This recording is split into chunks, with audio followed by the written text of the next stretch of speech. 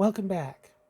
In the second part of this lecture, we'll be talking about solving exponential equations. This is going to become a big theme throughout this chapter.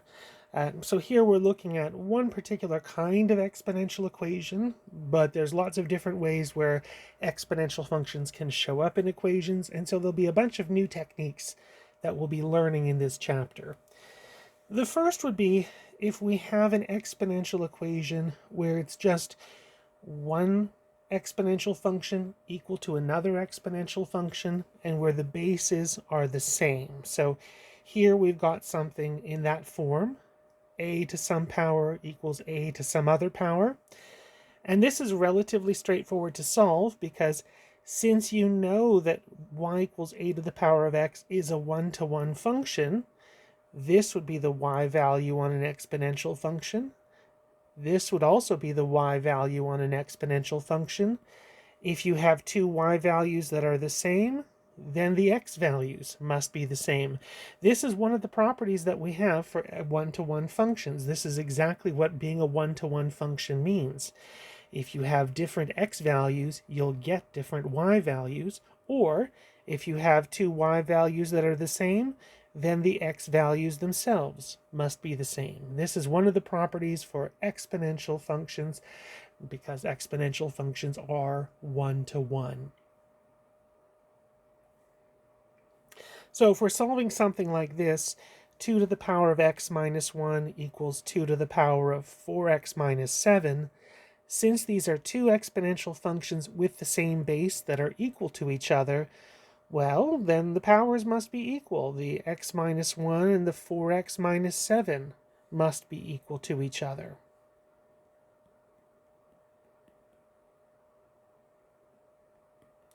And then it's just a matter of us solving for x.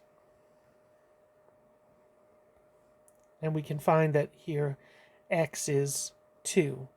And if you wanted to check, you could. You could check to find out that if you put 2 into the left side of your equation,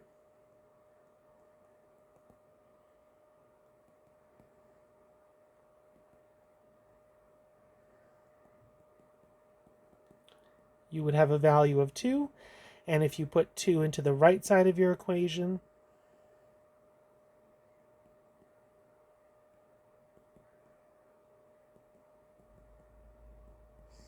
you would also have equal to 2. So left side and right side are indeed equal to each other. So we have one solution, and it's just the single value 2. Just one aside here before I go further. I wanted to show an example of me checking my solutions, and we're going to see that there will be some cases where it's going to be required for you to check your solutions as we get further into this chapter. This equation, these exponential equations, we'll find that we don't have to check our solutions. It's always a nice idea to. Again, if you've got some spare time and you can check your answers, it's always nice to confirm that you're right.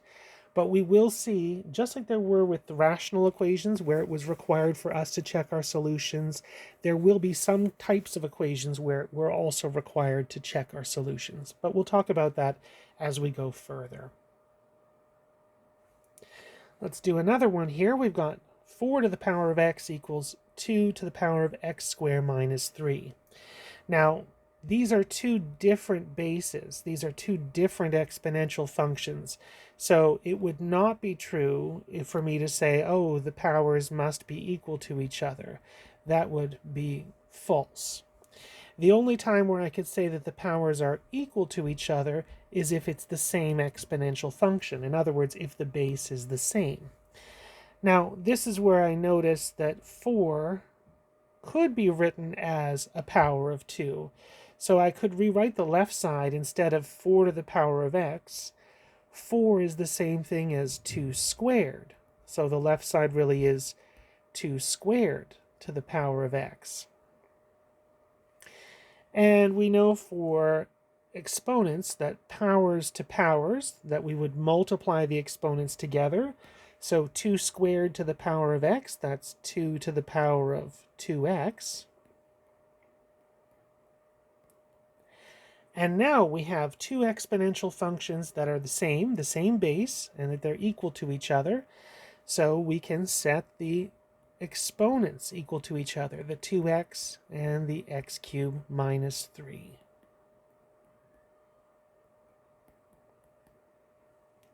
And now this is just a matter of factoring. I notice here my cube that I have was a mistake on my part. It was squared. Sloppy handwriting. Apologies on that. There we go. That's much better. And now let's factor away. It factors as x minus 3, x plus 1. And so we have two solutions.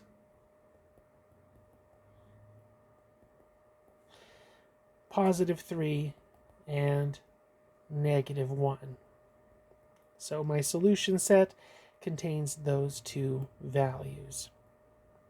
Now you can, again, check your solutions if you'd like. So if you wanted to for this, you could go back and see that if you put in 3 for x on the left side and the right side, that would make the left and right sides of the equations equal to each other. Same thing with negative 1, putting them on the left side and right side. They'll make the left side and right side equal to each other as well.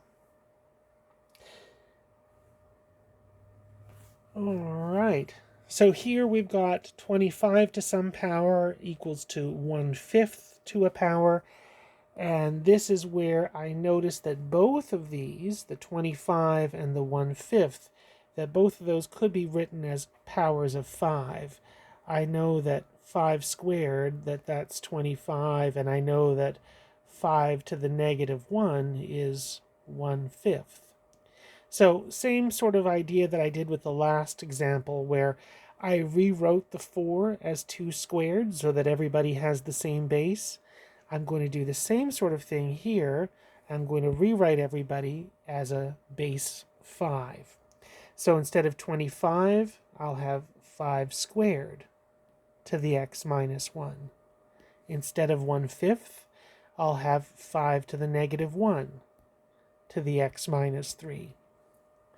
And then powers to powers, we're multiplying those exponents together.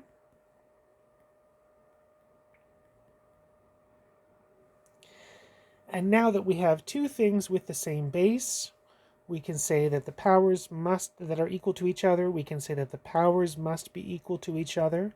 So 2x minus 2 should be equal to negative x plus 3,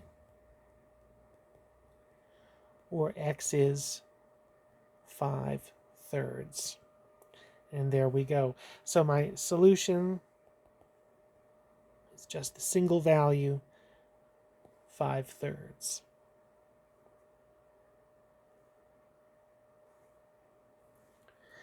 All right, one more to do here.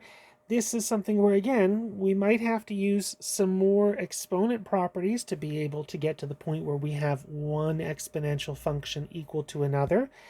So if you were looking at this, you might say, oh great, everybody has base e, which is wonderful, and so you might be tempted to just get rid of all the e's and say somehow that 4x times x squared is equal to 12. Except that would not be correct as well.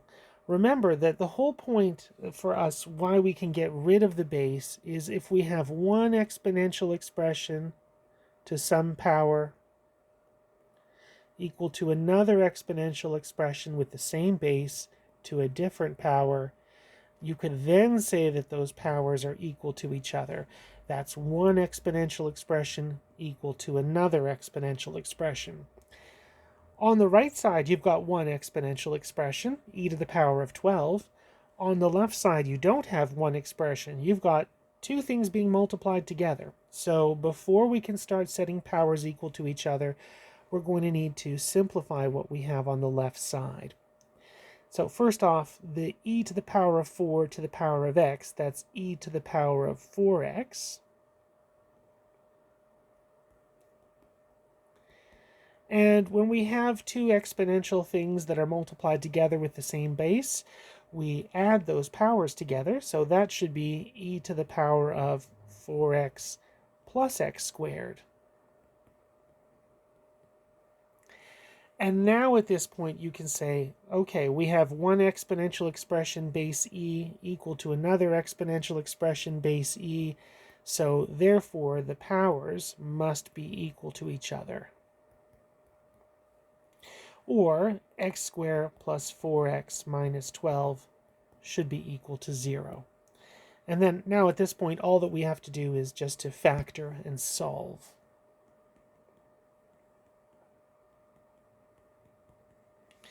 And we find that there are two values for x, that x is negative 6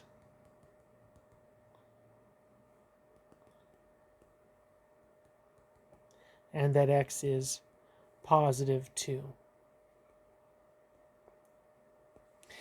Now, again, you could check your solutions if you wanted to, and when we're checking our solutions for this, we do not have to go and turn anything into a decimal. So if you're thinking, how am I going to confirm that the left and the right side are equal to each other? Again, just using properties for exponents. If I wanted to check my solution, the x equals negative 6, then on the left side, I would be putting in negative 6 for x.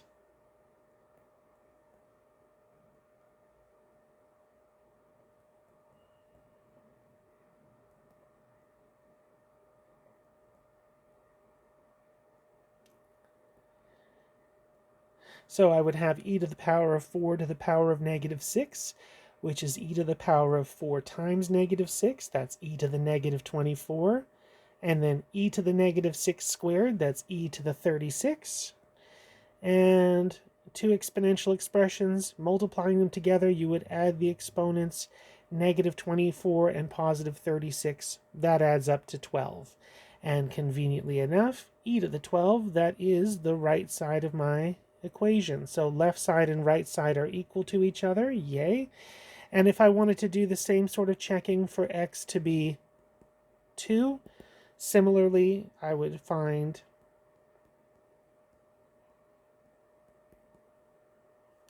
so my left side is e to the 4 to the power of 2 times e to the power of 2 squared, or e to the 8 times e to the 4, which is e to the 12. And again, my right side is also e to the 12. So left side and right side are equal to each other. So again, both solutions work.